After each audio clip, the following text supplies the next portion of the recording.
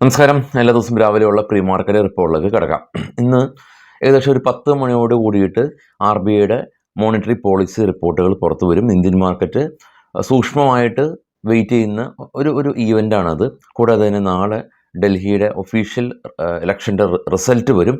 അപ്പോൾ ഈ രണ്ടാണ് നമ്മളെ സംബന്ധിച്ച് വളരെ കീ ഈവൻ്റായിട്ടുള്ള ഒരു കാര്യം. ഇന്ത്യൻ മാർക്കറ്റിൻ്റെ വളരെയധികം സ്വാധീനിക്കുന്ന ഏറ്റവും വലിയ ഈവൻ്റാണ് ഇത് രണ്ടും.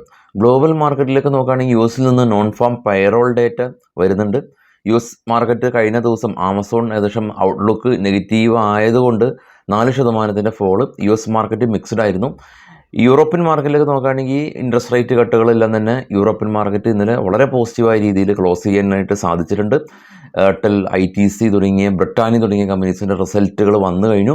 അപ്പോൾ അത് റിയാക്ട് ചെയ്യപ്പെടുന്ന ഒരു ദിവസമാണ് ഇന്ന്. കൂടാതെ തന്നെ 10 മണിയോട് കൂടിയിട്ട് MPC ഇൻട്രസ്റ്റ് റേറ്റ് തീരുമാനങ്ങളും മാർക്കറ്റ് കാത്തിരിക്കുന്ന ഒരു ഈവൻ്റാണ്.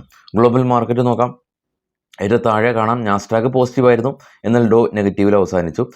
അതിന് മുകളിലുള്ള 3 യൂറോപ്യൻ മാർക്കറ്റും പോസിറ്റീവിൽ ട്രേഡിങ് അവസാനിപ്പിച്ചിട്ടുണ്ട്. ഇനി നമ്മൾ മാർക്കറ്റിലേക്ക് വരുമ്പോൾ കുറച്ച് സ്റ്റോക്കുകളുടെ വാർത്തകളിലേക്ക് നമുക്ക് പോകുമ്പോൾ രാംകോ സിമൻറ്റ് നെറ്റ് പ്രോഫിറ്റ് 2 മടങ്ങ് വർദ്ധിച്ച് 329 കോടി രൂപ കരസ്ഥമാക്കി.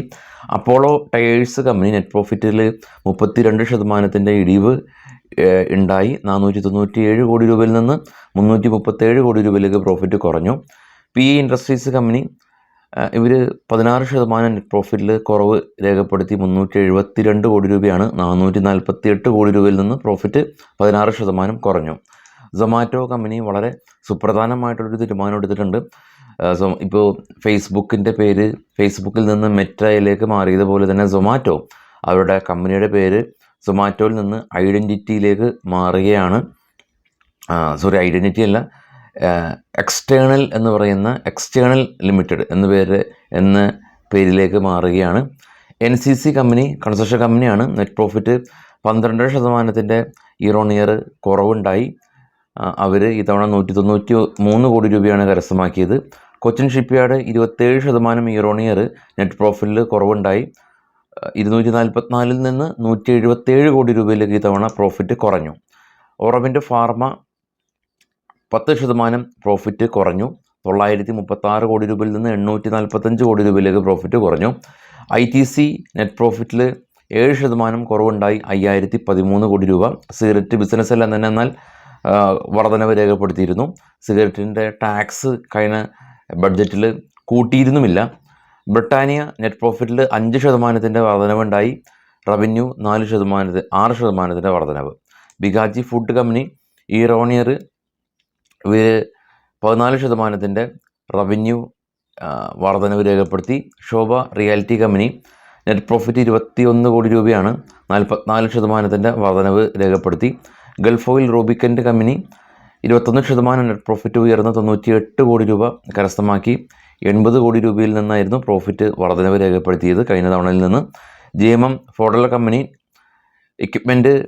പ്രോസസ് ഇക്വിപ്മെൻറ്റ് മാനുഫാക്ചറിങ് കമ്പനിയാണ്. 43% ഇയർ ഓൺ ഇയർ നെറ്റ് പ്രോഫിറ്റിൽ വർധനവ് രേഖപ്പെടുത്തി 41 കോടി രൂപ കരസ്ഥമാക്കി.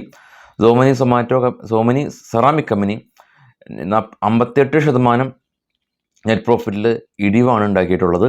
PG Electroplast company net profit 100% year on year ഉയർന്ന് 40 കോടി രൂപ കരസ്ഥമാക്കി. 19 കോടി രൂപയിൽ നിന്നാണ് പ്രോഫിറ്റ് ഉയർന്നത്. JK Lakshmi cement company 59% net പ്രോഫിറ്റിൽ ഇടിവ് രേഖപ്പെടുത്തി 60 കോടി രൂപ. ഹീറോ മോട്ടോകോർപ്പ് നെറ്റ് പ്രോഫിറ്റ് 12% ഉയർന്ന് 1203 കോടി രൂപ. 100 രൂപ ഡിവിഡൻഡ് പ്രഖ്യാപിച്ചിട്ടുണ്ട്. അപ്പോൾ ഹീറോ മോട്ടോകോർപ്പ്, നമ്മൾ നേരത്തെ പറഞ്ഞ ശോഭ റിയാലിറ്റീസ്, ബ്രിട്ടാനിയ, ITC,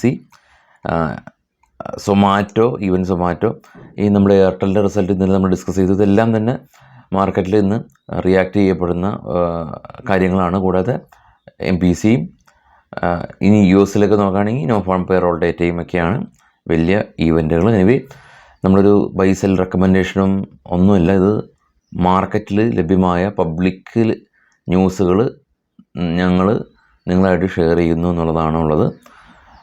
അപ്പോൾ ആ ഒരു പെർസ്പെക്റ്റീവിൽ നമ്മൾ എല്ലാ ന്യൂസുകളും എടുക്കുക. ബൈ സെൽ റെക്കമെൻഡേഷൻ അല്ല.